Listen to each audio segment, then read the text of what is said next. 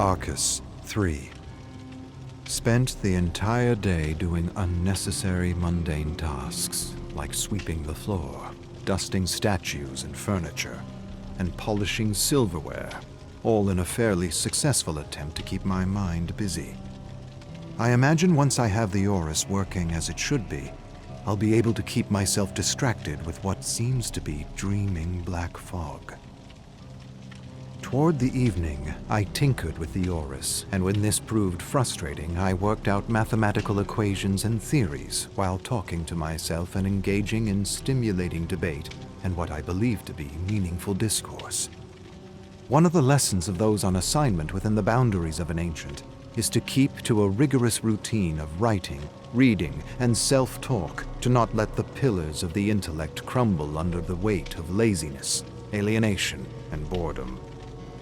Thinking and speaking are skills, and like any skill, they can decay and wither away if not practiced regularly.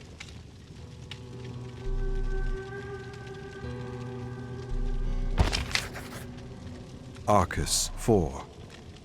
Stories and journals are scattered everywhere. So much to read, and yet I find myself drawn to the scribblings and renditions of the unknown creator I'm calling the Mad Designer. Journals filled with the wild sketches and musings of people I imagine are caught in other parts of this living dimension. People juxtaposed with other terror worlds and timelines that make little or no sense to who they are or where they're from. The illustrations and notes are foolish, absurd, and quite contradictory, and yet they bring moments of levity to my life, which does the soul good.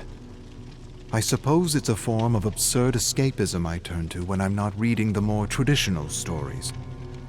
Interestingly enough, I found 17 versions of a story featuring a killer named Evan, written by 17 versions of the same author from the Omniverse. 17 similar stories with sometimes subtle, sometimes significant differences. What I find particularly interesting is how the stories are written as fiction in one world and non-fiction in another. It reminds me of Universus Alveo, a theory that suggests that the human mind might very well be equipped with a powerful networking mechanism that reaches out to other worlds for wisdom and knowledge from our other selves. Some can use their minds in this way, and others can't.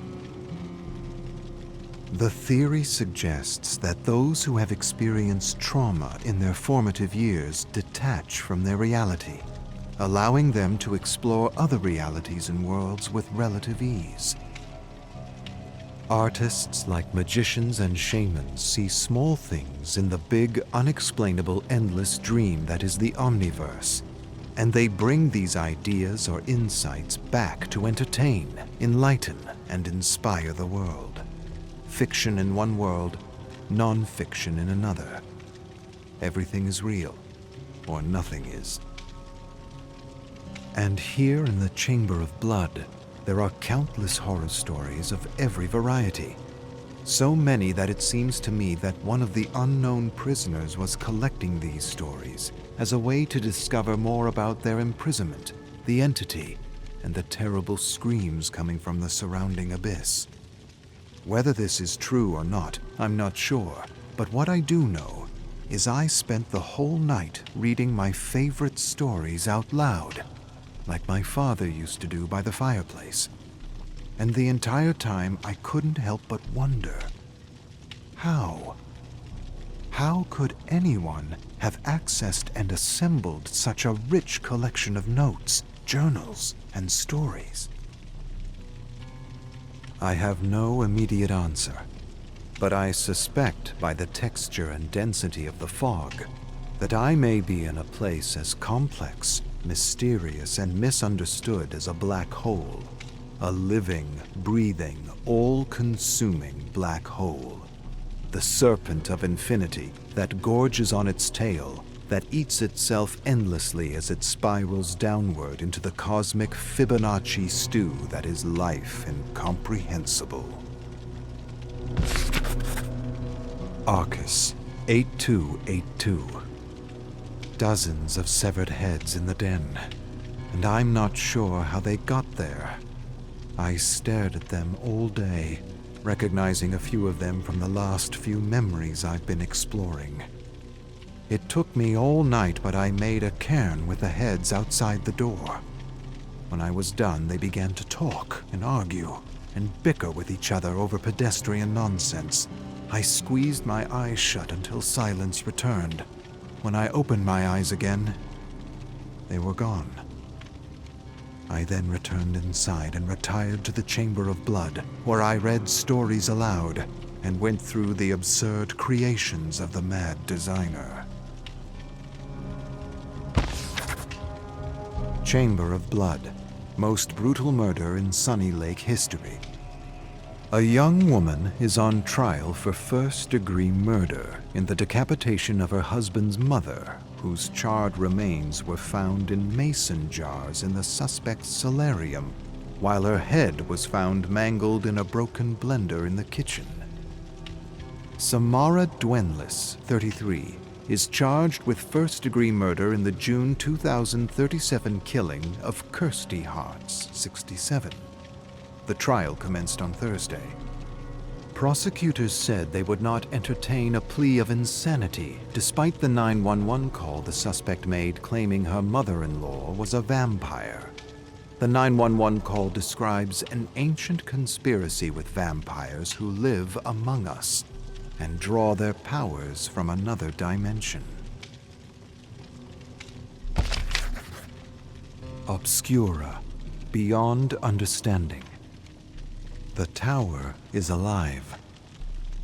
I have memories of what the tower was the night before, and it changes the next day. It changes in ways that defy reason, or anything we've come to know about the ontology of these ancients back home. It's entirely possible that if you were to understand all that this place is, that you would go insane. I opened the door to what I thought would be an empty room covered in dust, only to discover an entire city with skyscrapers and ancient pagodas. Bewildered, I stared among the ruins of the street at a group of teenagers cutting down massive mutant bug-like creatures with deadly samurai swords. I quickly closed the door and opened it again to find the city was gone. It had completely disappeared. Nothing there but a small, dusty room with a strange-looking spider crawling toward me. I crushed the spider under the heel of my boot and didn't even attempt to understand what had just transpired. Chamber of Blood, Harbinger of Hell, Beneath the Ruins, 1. Stefan sipped his cold Turkish coffee as he read over his early morning efforts toward a short story he hoped to share on his blog. He read the opening lines and decided they could be stronger. With a sigh, he tore the yellow page from the legal pad, crumpled it into a ball, and tossed it into a growing pile of false starts in the middle of the opulent black and burgundy hotel room. He slammed the desk, frustrated, and wanted to write something fun and original for his blog, yet nothing came to him. The latest episode, sponsored by their mysterious benefactor, had his production team investigate ancient tombs in southwest Turkey. Not so much him, but his niece and nephew, who had tougher nerves for the macabre. Stefan much preferred a safe and cozy hotel room where he could raid the minibar and see to the logistics of the show. It wasn't that he didn't like adventure. It was more that he didn't like graves, tombs, or places that felt dark, creepy, and dangerous. Hattie had once suggested that he wrote horror stories as a kind of therapy to work out his fears and anxieties of the unknown. She was half right. The other half was that he simply liked to be alone. Alone with all the characters and voices chattering in his head. Voices that demanded to be heard and set to paper. Now the voices were compelling him to write a vampire story.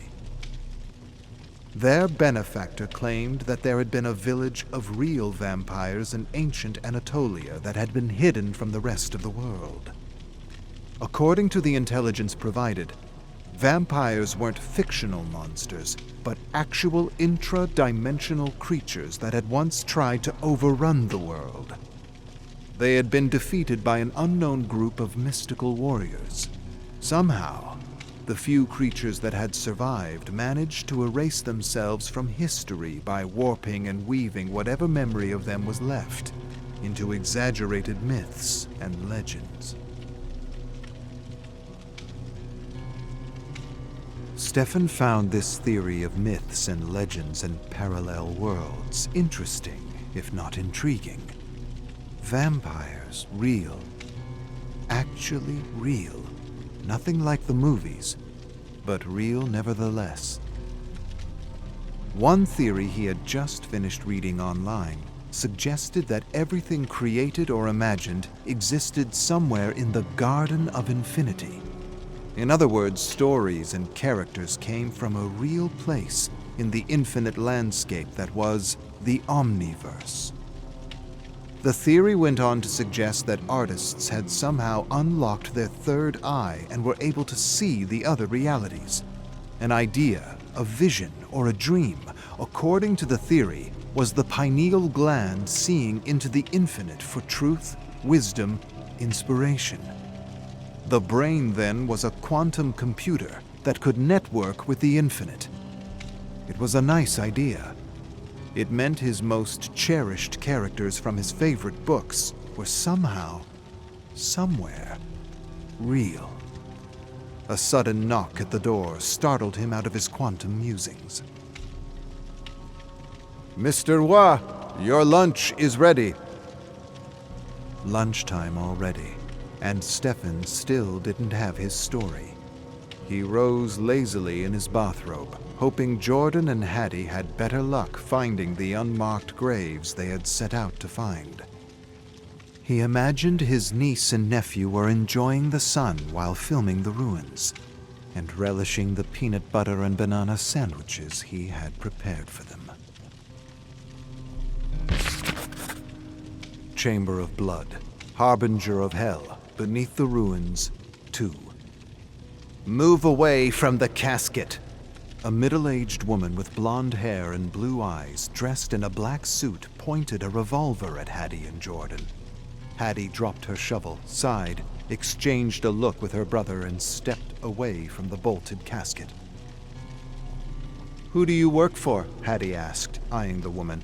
"That, my dear, does not concern you." Jordan shook his head. "I don't think you should open it." "Shut up. My brother's right." Hattie pointed at the symbols etched all in the rotten wood of the casket. "It's a warning of some kind. Whatever's in there is meant to stay in there." She scrutinized the half-crescent and 3 dots and wondered what they meant. They didn't resemble any of the other symbols she had come across in the last few months. "Superstitious nonsense," the woman yelled, aimed the revolver at the bolt, and pulled the trigger. A report echoed through the ruins and the surrounding forest.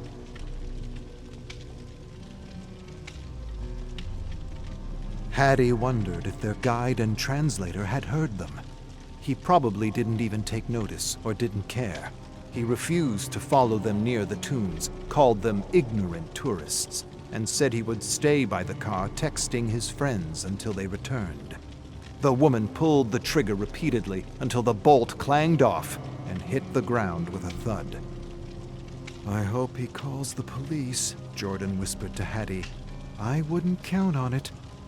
The woman examined the casket carefully. Hattie and Jordan inched backward as she struggled to yank the lid open. As Hattie cautiously backed away, she figured the woman worked for the same secret society that had now interfered with several of her investigations. She didn't know much about them, but from what she had gathered by overhearing a few of their goons in Egypt was that they were searching for hidden knowledge. Knowledge they believed would help humanity transcend to another plane of existence. "Please," Hattie cautioned, "don't open it until we know what the symbol means." The goon scoffed, and with a labored scream yanked the lid open to reveal nothing. Nothing but a strange black mist. "I don't understand," she said. "It's supposed to be here. The book." The goon's eyes narrowed. Frustration creased her face as black mist suddenly rose and spiraled into her mouth and nose as though it were alive. Hattie and Jordan stepped out of the grave. The woman gagged, coughed, and collapsed. There in the dirt, she jerked and twitched in all kinds of unnatural directions, screaming and shrieking as the mist reshaped her body into something indescribably grotesque. Her veins stood out thick and black in her neck, her hands smashed the ground, and she went into hysteric convulsions as though being burned alive. Then, with a blood-curdling scream, her body went limp and silent. Hattie repressed a cry of horror. She felt a cold prickle run down her spine as she stared at the scene in disbelief. What was going on? What strange mist could do such a thing to a person? Was it some kind of ancient poison? Some kind of toxic vapor? Or was it something worse? "Well, you don't see that every day, do you?" Jordan said flatly. "I seriously wish I got that on my phone." Hattie sighed. "Is she dead?" "Dead as a tune." Hattie didn't find him funny, not in the least. He was scared. She could tell by his desperate attempt to use humor to hide his fear. He was just about to crack another joke when the creature suddenly twitched back to life. Startled, Hattie gasped and pulled at Jordan's t-shirt, saying, "We need to get out of here." But just as she stepped back, the creature turned to face them with blood-red eyes and a jaw protruding like a snout with teeth that seemed to be growing underneath stretched skin. "Oh shit!" Hattie blurted. She lost her footing and fell to the ground with her brother. The creature that had once been a woman roared at them, revealing two massive fangs like carving knives. Chamber of Blood, Harbinger of Hell, Beneath the Ruins, 3. "This way!" Hattie yelled, leading Jordan through the shadow and light spilling through the forest canopy. She could hear the creature shrieking as it hunted them with unnatural speed and resolve. Spotting an outcrop of jagged rocks, she quickly yanked her brother into hiding. "Aren't vampires supposed to explode in sunlight?" Jordan asked.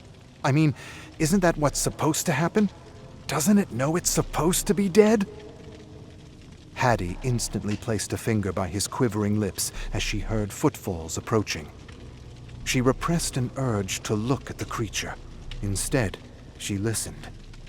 She could hear the clattering and hissing coming from its hungry jaws.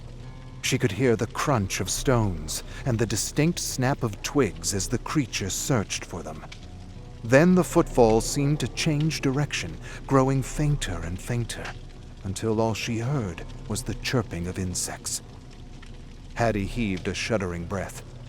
Jordan gulped and swallowed a lump in his throat, saying, "We should have respected the warning." If that's what it was, a warning, what else could it be? "I don't know. What I do know is, we've released something foul into the world." "And by foul, you mean the vampire and not gas," Jordan said with a smirk. "Just clarifying." "Not funny." "A little funny." "No, not even a little." Hattie risked moving beyond the rocks. She glanced apprehensively, half expecting the creature to hurl itself at them. When nothing happened, she stood and slowly and quietly led Jordan back toward their guide. As she pushed her way through the woods, she couldn't help but notice the similarities between all the symbols she had seen at the last few investigation sites. They were unlike anything she had ever seen before, and she had discovered them in completely different parts of the world. India, Africa, Portugal, England, Paris, and now, Turkey. Hattie couldn't help but feel something was amiss. She broke the silence, saying, "We're being pulled into something far more complex than we've been led to believe. Almost like we're being used." Used? For what? Who cares about a bunch of bozos from Montreal who release foul things into the world? Hattie shook her head, gave him a grave look, and answered, I don't know. But I think it's about time we meet our mysterious... A twig snapped, startling the siblings. Before Hattie could finish her thought, the creature stood framed between two trees, dappled in sunlight.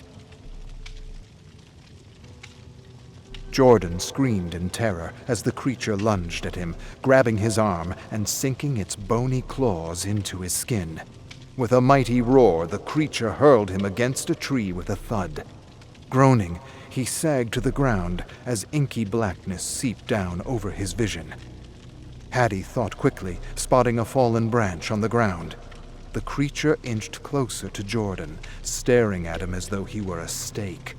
It kneeled before him and prepared to sink its fangs into Jordan's neck to satiate its red thirst. Just as it opened its gaping mouth, a resounding yell interrupted it. The creature hissed and turned just in time to receive a branch across the face. It fell to the side, then scrambled to its feet, locking eyes with Hattie.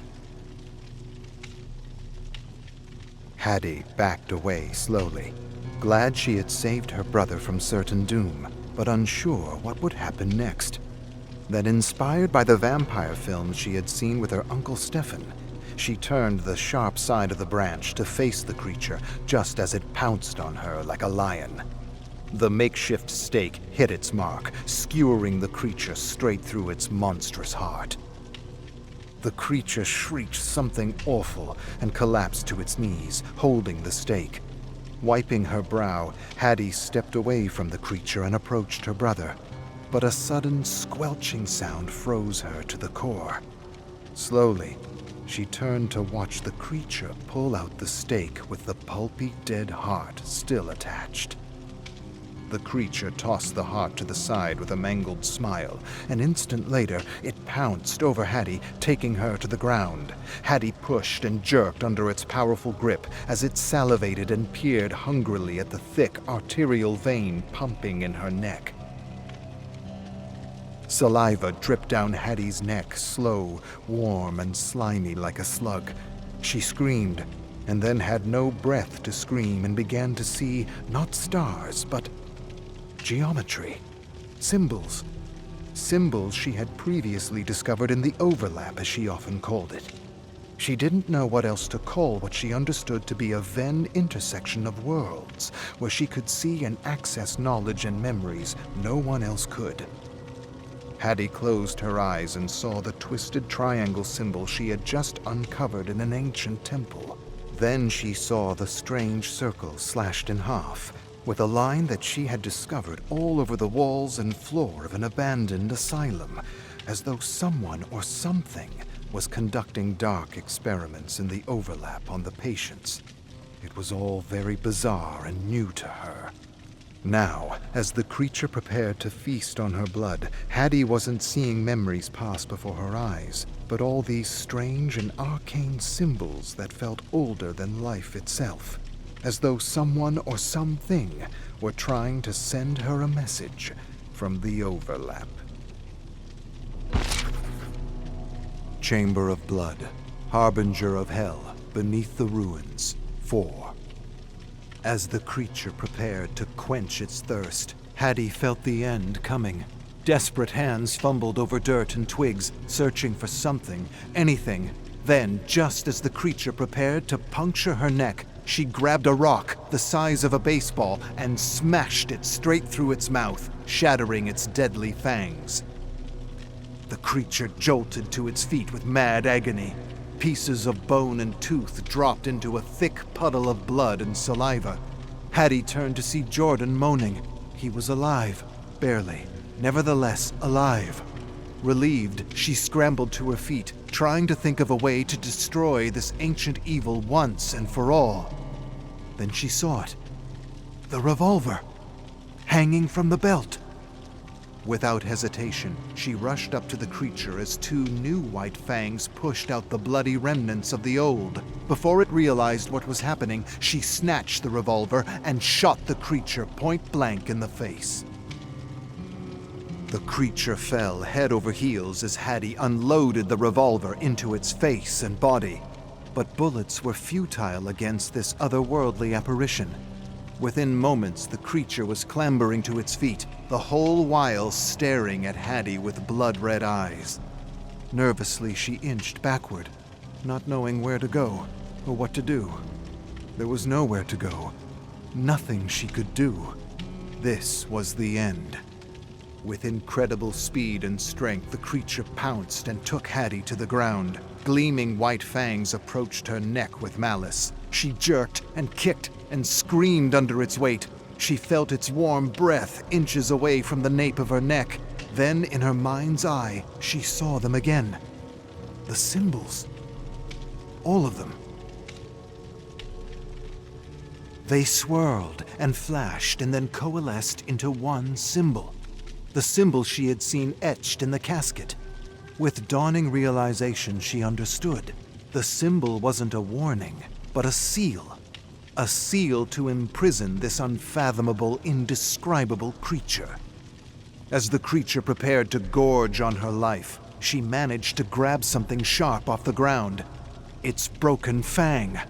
And with the last of her strength, she managed to etch the crescent and the 3 dots deep into its cheek.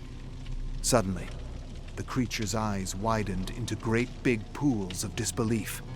It looked at Hattie in abject terror as it stumbled backward, desperately trying to scratch the symbol off its ghastly face. But it was too late. Black mist, like acid, bubbled and burned through the creature's skin. The percolating mist filled its lungs, chest, and neck. The belly and chest ballooned as pressure bludgeoned the creature from within.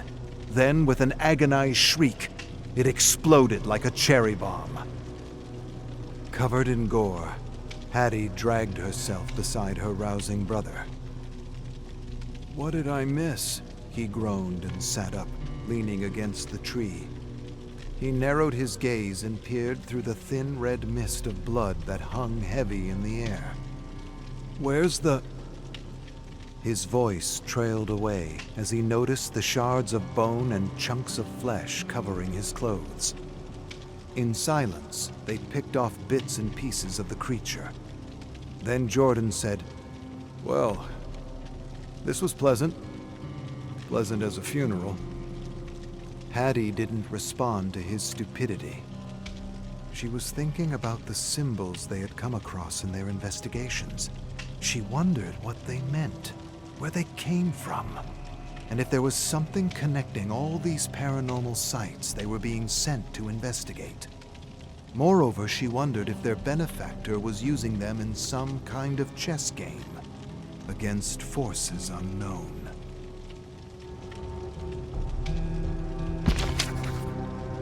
Chamber of Blood, Old Bloody. This is the story the tour guide told us after showing us around the old Mad Canyon distillery in Moonlight Bay. She offered the adults a taste of Old Bloody, a recipe that had been infamous during Prohibition. While we tasted the bathtub gin, no one spoke as the firewater burned down our throats. The tour guide talked about the abandoned distillery we were walking through, telling us about how the first gang had all but disappeared before the legendary Al Capone got his hands on the operation. She must have told the story often, as she spoke fluidly and made gestures and pauses at all the right moments. Ladies and gentlemen, I'm not one for tall tales, but what we know of the disappearance of the Maddie Hatter gang is very much a vampire story if ever I heard one. The Maddie Hatter gang was mostly made up of the Maddock family, led by the father, Hank, who had a thing about collecting hats from rival gang members he'd butchered.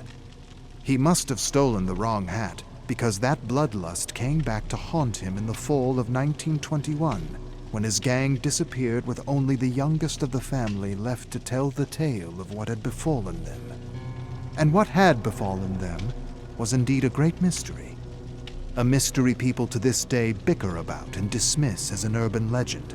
But I swear, it's no legend, and all of it is the truth.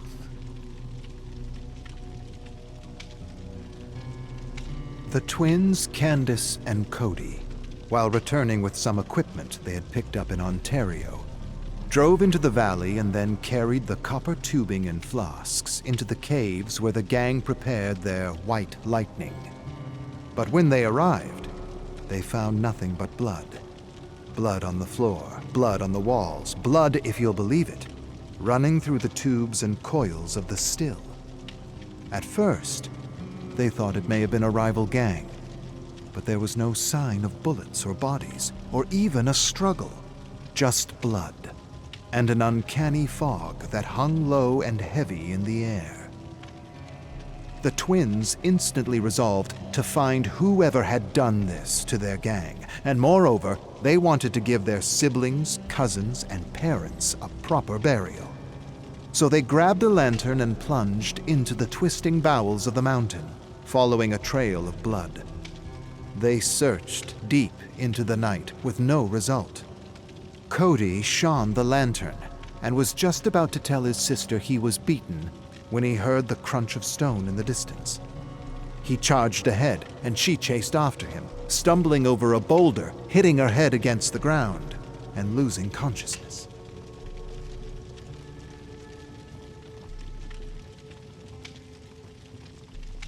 When Candace roused, she sprang to her feet and rushed toward the flickering lantern light, screaming her brother's name. Through dancing shadow and light, she approached her pale brother sprawled over the ground with 2 small puncture wounds in his neck. She felt his chest for a pulse and gasped when she realized he was dead. She shuddered, then screamed, and moved by an unknown force, she grabbed the lantern and charged forward. Then, without realizing it, she entered a massive cavern, feeling the ground beneath her feet turn to mush. She shone her lantern around, revealing piles of human skulls amidst thousands of beetles moving through a thick sludge. At her feet, she saw a few beetles devouring a sick bat. She tensed and looked upward to see thousands of bats sleeping. A few beetles scurried over her foot with morsels of rotting flesh, and she kicked them away. She swallowed her fear, realizing that if she woke the bats, they would strip her flesh clean in a matter of minutes. Then she glanced at the familiar barrels in the corner by a pile of animal bones. Silently and carefully, she made her way past the bones. Opening the barrel, she cringed as a horrible stench assaulted her nose. She peered at the dark brew and wasn't sure what she was looking at. Then she realized she was staring at fermenting lumps of flesh in thick, putrid blood. She was in the vampire's lair. But before she could continue her search, a roar suddenly startled her. Candace turned and found herself staring at a demon with fangs, with a swirling black fog rising at its feet. Through the fog, she saw it was wearing her father's hat. She gave a shout of revenge like thunder. The vampire twisted its ugly head in startled disbelief. Fearlessly, Candace threw herself at the vampire. She didn't care what this thing was or where it came from. She just wanted it dead, and she wanted to do her family proud. The vampire meant to kill her by sinking its fangs in her neck, but she felt strong enough to bring down a mountain. And so she jerked and kicked and pushed its snarling face. With a snarl of her own, she bit back at the vampire, tearing pale flesh off its neck with teeth and jaws strong enough to crush rock. Before the vampire realized what was happening, she gouged its eye with her thumb, ramming it deeper and deeper as it desperately clawed flesh off her arms and face. But she didn't care. She would not be denied. And within moments, she felt the delicate brain matter like warm mud and smiled. Then she curled her finger and yanked as hard as she could with a mad laugh. With a shriek, the vampire convulsed violently, then stopped all at once, its jaws frozen in a twisted, agonized howl. Unable to control her growing laughter, she took back her father's hat and stood proudly as open wounds leaked and sputtered blood. Then the fog rolled over the vampire and somehow made it all disappear. The vampire, the bats, the beetles, the blood. Everything. Needless to say, no one believed Candace, and she was put into an asylum to shut up and wither away. But eventually some rich philanthropist took charge of her, and she was never seen again. Everyone was silent. Someone laughed and said, "That's not really a vampire story, is it?" The tour guide replied, "Not like we're used to, no. But that's her story, and I swear I told it like I heard it." Then a young woman in a concerned voice added, "I hope that girl ended up all right."